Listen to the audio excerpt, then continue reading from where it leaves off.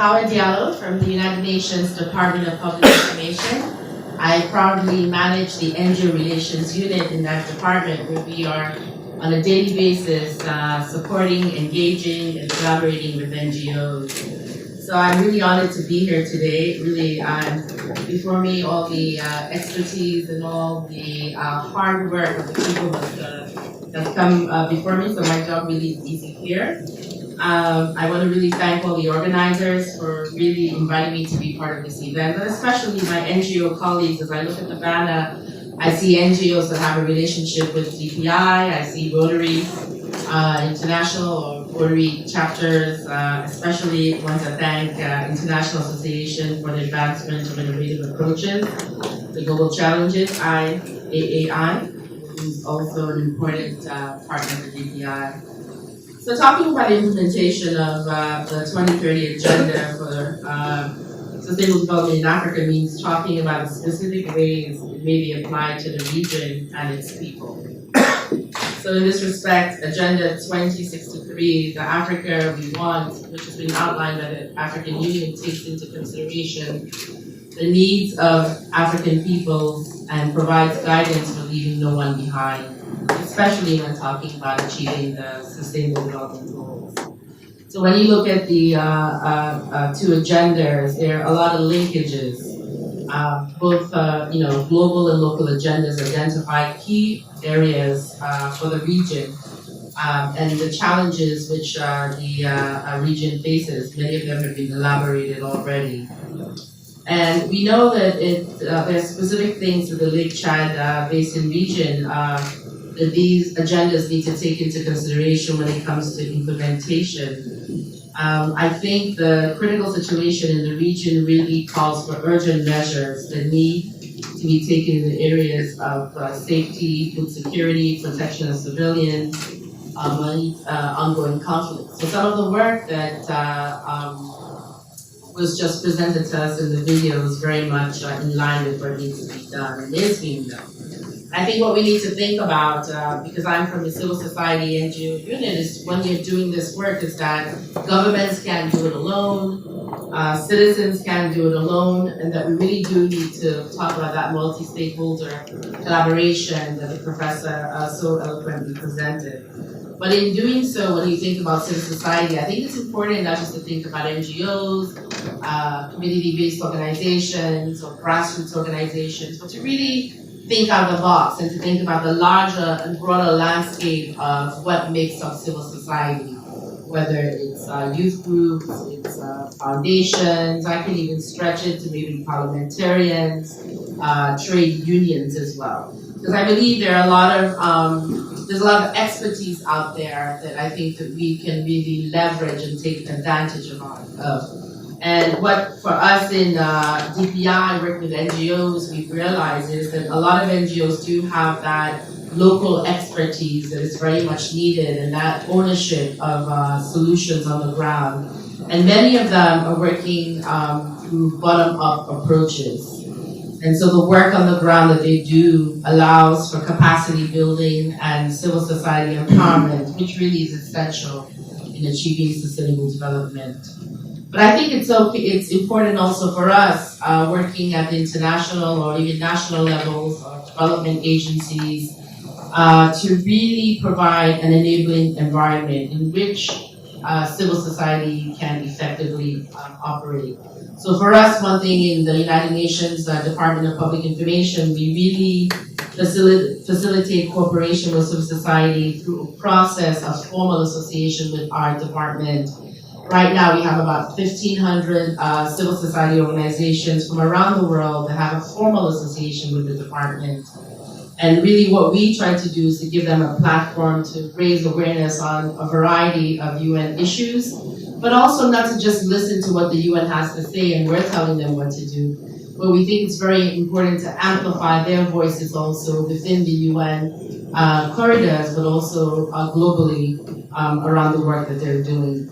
And we do our best to provide platforms for joint collaboration, such as the one that's happening here today, and really focusing on what needs to be done collaboratively in terms of achieving the Sustainable Development Goals. So I'm really honored to say that Al Najat Charity, a key humanitarian actor in the region, really it has just been officially associated with DPI. And we really we want to welcome them to the DPI family and to the team. We thank them for the work that they're doing, and I'm really excited moving forward to collaborate with them in all the various areas that they're working in. And I think just to give you some examples, because I think, we all talk about public-private partnerships that need to be done, multi-stakeholder initiatives to support the SDGs. I think for DPI, because we are information, I don't know if most people know that DPI, our name is going to be changed very soon. We're going to be called Global Communications.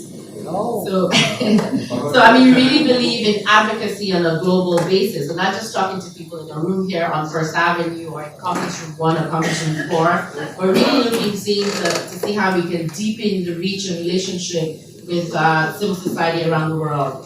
So this is why when we say we officially associate, let's say, for example, with organizations that are represented in this room, we're looking for them to be information redisseminators, resuppliers. And when we're providing, advocacy and awareness raising information, we work with these NGOs in turn to be the amplifiers around the world and on the ground.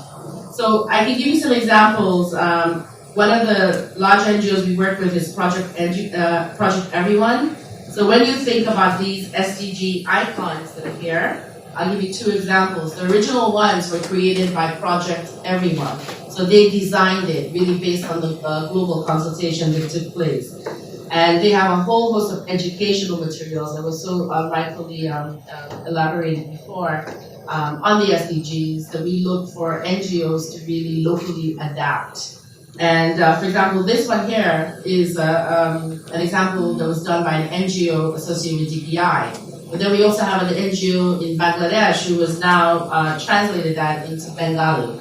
So that's the type of way we like to lean on our NGOs with the expertise that they have. I don't know if anybody's heard about the Global Citizen Festival, which will happen very soon here in New York City on the 29th. That's a civil society outfit or that leans on the creative community. Looking at different ways in which we can really raise awareness of the SDGs. So, is it looking at the messengers of peace? Is it looking at Beyonce and feeding in messages in them? Or just NGOs themselves doing some type of activity through the entertainment industry. Last week, I was just floating on Twitter and I found a very interesting example of an African initiative. It's called the Great African Caravan, which is happening right now. It's an initiative that was created and to really use music and entertainment to really promote the SDGs. Right now what's happening, they've been going around 11 artists, going to 12 countries in Africa. They started in May and they will be concluding, I believe, sometime in October, December. So I know that yesterday they were using music and entertainment to promote the SDGs in South Africa. And I know that following them on Twitter, and you should too, they will be in Zimbabwe on International Day of Peace on the 21st, this Friday in the state. So those are just, some examples. And I think that there are also a lot of NGOs that are working within Africa itself and making a lot of contributions. Oxfam International, Civicus, these are all organizations that have an association with DPI. And a lot of them are really working on either advocacy or fundraising in terms of the work that has to happen on the ground. I'll give you one specific example of the power of young people, because I know that's what IAA works on. In Costa Rica, you had a group of young people really who were in youth parliament who established local-to-local dialogues and consultations around just what issues concern young people in rural villages and in Costa Rica. And then they took this local-to-local dialogue led and designed by young people to bigger cities that focused on the SDGs, and really they were talking about SDG 9 and SDG 11. And they really just, had this multiplier effect of young people really discussing for themselves, young people designing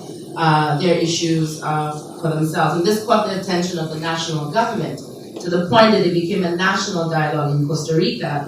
And it drew so much attention with the power of young people in youth groups that the government became in 2016 the first government to sign a national pact to promote the SDGs, to monitor implementation and compliance. And I think that really shows you the power of young people, but the power of young people consolidated together as an entity like an NGO.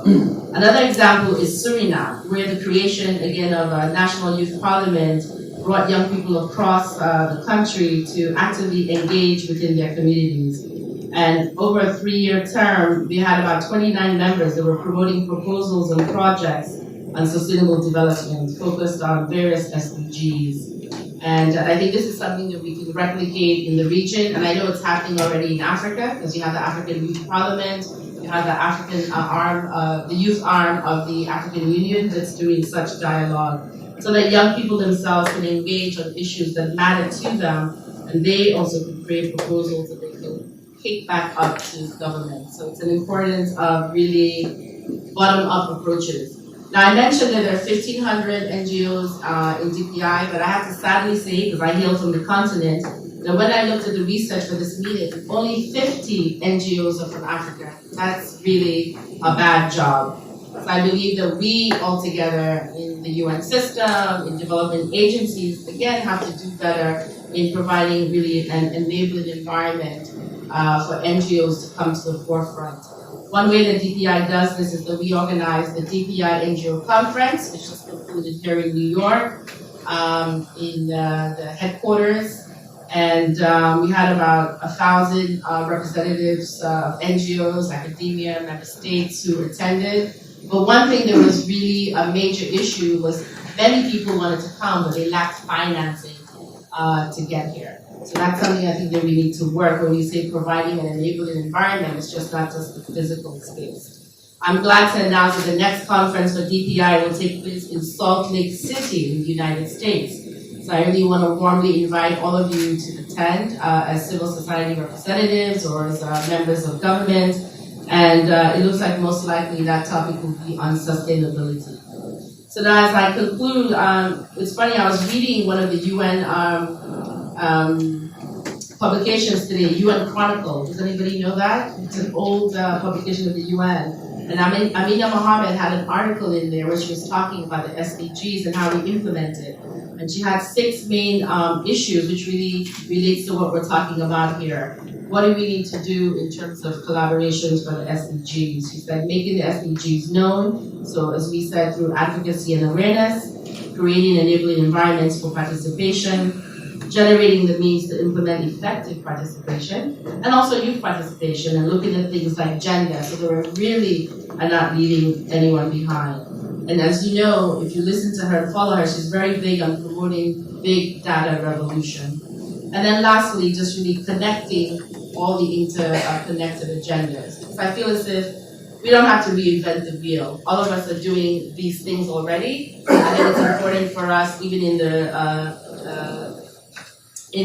Chad region, to really look and see what's happening already. Who's doing it good, who's doing it worse, what can we learn from, and looking to see how we can plug all our different programs together. So in DPI, I want to say that we warmly welcome you and we look forward to working with you. Again, I'm really honored to have been invited here. As I leave, I ask my colleague over here to give you another example of some of the work that NGOs or CSOs do on behalf of DPI. Again, this is a video that was created by Project Everyone when we launched the SDGs. So it doesn't have to be print. You can use multimedia. We can have it's 2 minutes, and I think you'll enjoy it. So let's roll. Okay.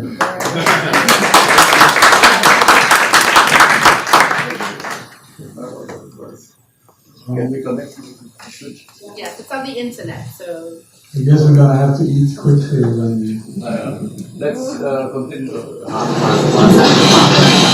Hey, we got time here.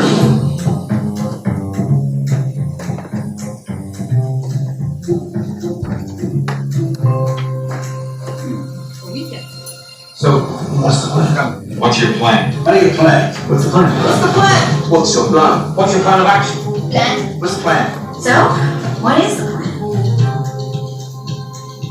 Wait, I have a plan. I have a plan. I have a plan.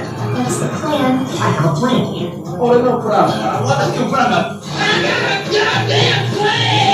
This plan's gonna work. Master plan, phase 1, side A.